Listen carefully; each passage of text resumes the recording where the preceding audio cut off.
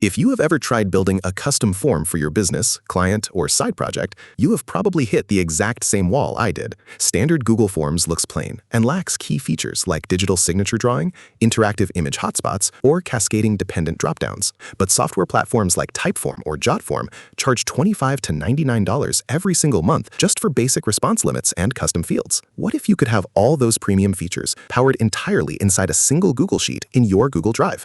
Today, I am showing you a complete AI-powered form builder that lives right inside your spreadsheet. You get 22 field types or question types. It also supports branching skip logic. You can do free-form writing, such as with a signature pad.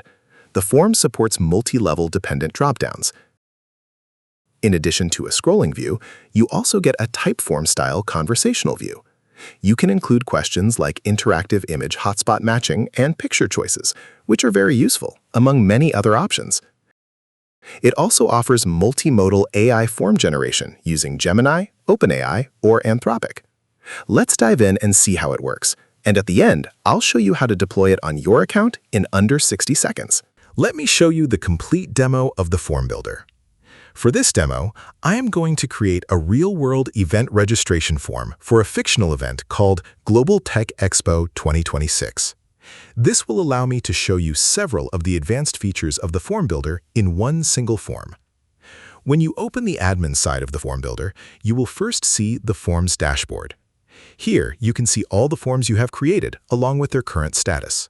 A form can either be in draft mode or published mode. And at the top, you have the Create New button. Let me create a new form. I will start with a blank form. This creates a new form, and now we can start building it. You can add a header logo if you want to brand your form. You can also add a title and description. For this demo, I'll call the form Global Tech Expo 2026 Registration, and I'll add a short description explaining that this form is used for registering attendees for the Global Tech Expo 2026. Now we can start adding questions. Instead of creating every question manually, we can also use the built-in AI Builder. So let me open the AI Builder. And now I can simply describe the form that I want to create.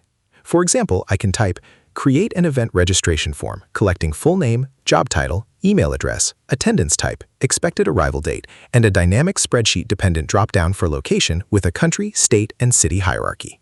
Now I'll click Generate. And as you can see, the AI generates the form structure for us. We have the basic information such as full name, job title, email address, attendance type, and expected arrival date. And see this, it has also generated a multi-level dropdown source in a sheet named data-event-location. Let's check that, and here you can see it. You can modify this, and the dropdown will get updated in the form as well. Cool, right?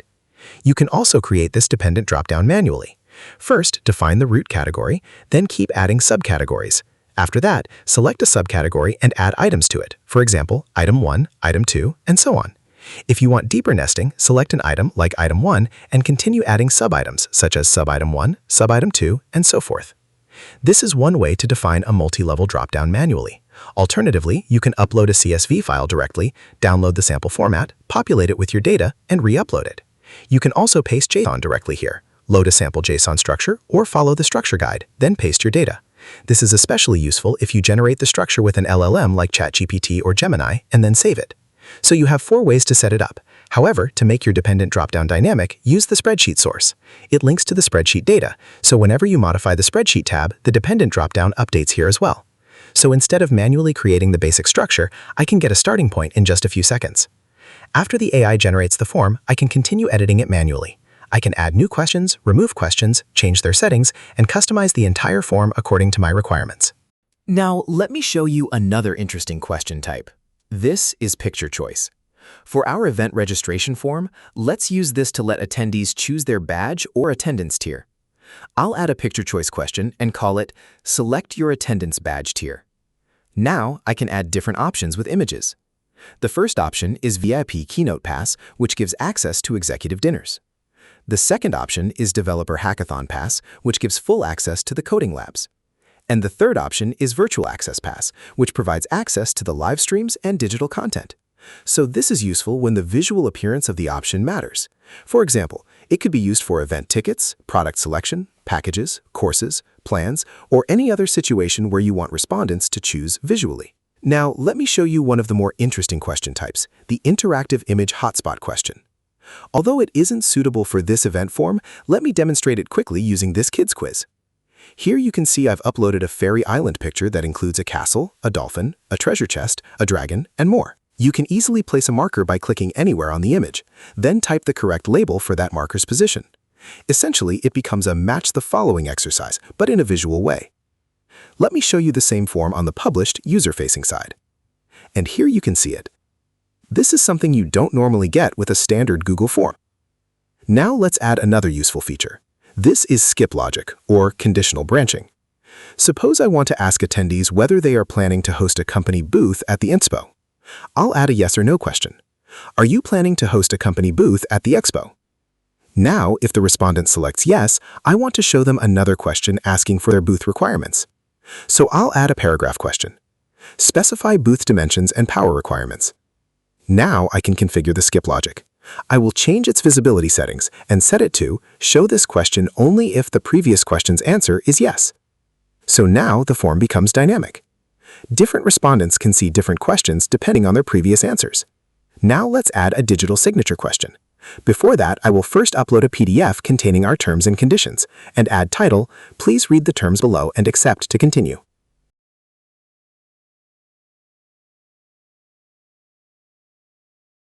I'll add the signature pad and set title to Sign Terms and NDA Agreement. The respondent can draw their signature directly on the screen using a mouse, trackpad, or touch device. I'll also add one more question. This time, I'll use the Net Promoter Score question type. The question will be, how likely are you to recommend our Tech Expo to a colleague? And the respondent can select a score from 0 to 10.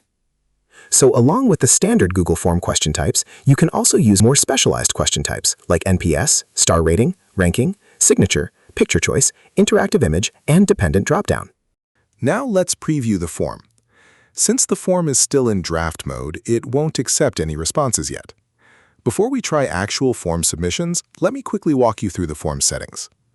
First, you'll see Publish Form. When you turn this on, the form becomes public, and anyone with the link can view and submit it. Right now it's off, so we're still in draft mode. Next is Make this a quiz. If you enable this, you can assign points to questions, set correct answers, and the form will automatically grade the responses. Then we have Presentation Mode. This controls how the form looks to the respondent. It's currently set to standard scrolling, the classic one-page layout. You can also switch it to a conversational, one question at a time style if you prefer. Below that is Collect Email Addresses. This requires people to enter their email before they can submit the form. It's currently turned on. Right under it is Send Responders a Copy.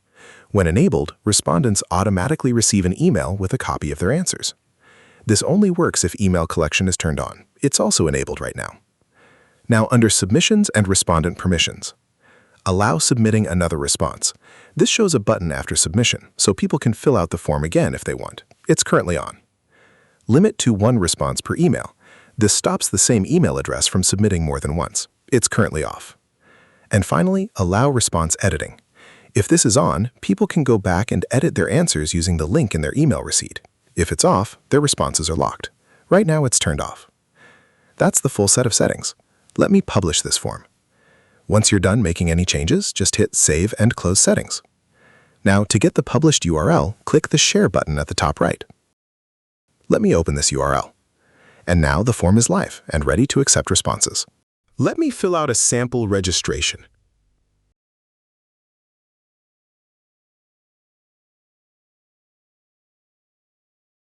Now I'll submit the form.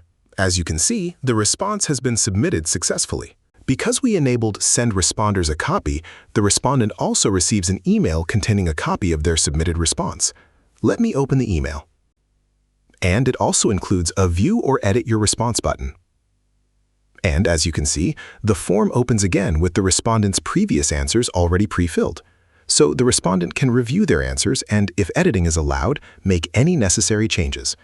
This makes it much easier for respondents to review or update information after submission. Now, let's go back to the admin side. Instead of looking at the Questions tab, I'll switch to Responses.